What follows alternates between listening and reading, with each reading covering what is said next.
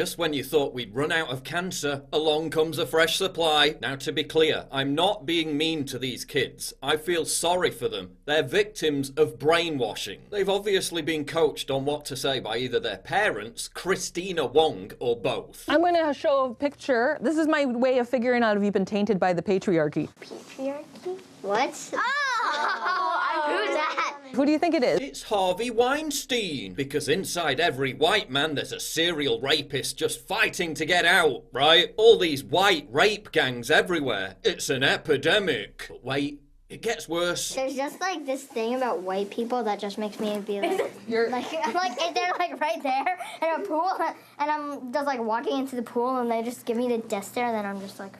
What? There's just like this thing about white people that just makes me be like. What kind of parent would teach their child to be afraid of a person based on their skin colour? What kind of person could possibly do such a thing? Oh yeah, a racist. So in a class for teaching kids that racism is bad, you're actually teaching them to be racist. Genius. It is Hello Kitty. What is she missing? Imagine being such a pathetic fucking snowflake that you think Hello Kitty not having a mouth is some vast racist, sexist conspiracy. No, Her mouth. Why doesn't she have a mouth? The people who created her didn't want Asian girls to speak up about who they are. Yeah, to speak up about who they are. Very profound. Very profound. Yeah, you obviously just told her to say that. Very profound. The person who designed Hello Kitty is an Asian woman. She explained why it was designed without a mouth years ago. And it's got nothing to do with silencing Asian women. Again, the designer is an Asian woman. I mean, Hello Kitty doesn't have feet either. Is that a racist throwback to Asian women having bound feet? Or is it just a harmless design feature and you're a hysterical moron? I'm guessing it's the latter. Very profound. What do we know about him? What do we know about him? He's bad. Orange man bad. Orange man bad. Orange man bad. Orange man bad. Orange man bad. Orange man.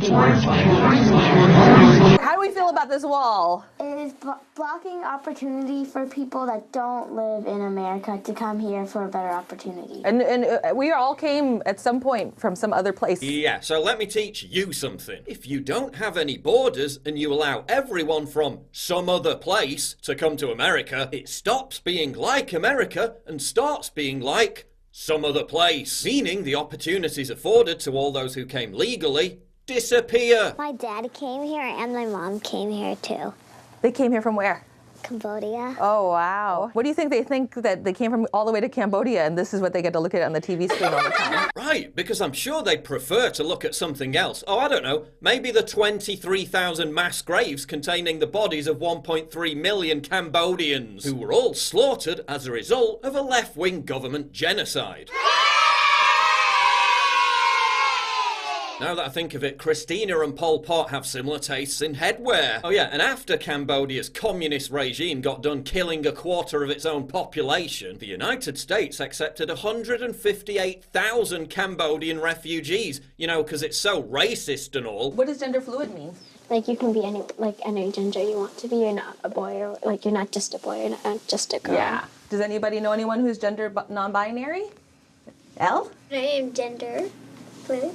You're gender fluid. Yeah. That's a wonderful thing. Yeah, sounds more like child abuse to me. I have a friend in the pool, and I was telling them that I wanted to be a boy girl. And one of my friends said I can't because I was born as a girl and God made you as a girl. What does a 6-year-old know about anything? Yet you're imposing sexuality and your warped ideas about gender on a 6-year-old. That's just creepy. Stop. I have lived in America my whole life. This is a case of structural racism. Say it with me. Structural racism. Structural racism. So structural, it gives non-white people giant public corporate-sponsored media platforms to endlessly lecture white people about how evil they are. When Donnie the bully was calling Hannah Rochelle Ching Chong Chu or things like that, has anybody ever had that happen to them? Well, No, it didn't. So that kind of suggests that America is nowhere near as racist as you relentlessly claim it to be. White women earn 75% of what white men earn. Why do they get to earn more? Because they work longer hours, and when that factor is eliminated, eliminated, the gender wage gap virtually disappears. That's what we would have to do to get a full cookie, is form a union. No, you just have to work the same hours, because in most evil white Western countries, gender employment discrimination is illegal. So what are the few things that fathers have to think about? Mostly they rest. Resting, yeah. Now, I'm not calling Christina Wong a cunt, but she did literally dress up as a vagina before proceeding to reel off politically correct statements. Always ask what someone's preferred gender pronoun is. And called it comedy. Yeah, really. My Asian vagina does have the power to end racism.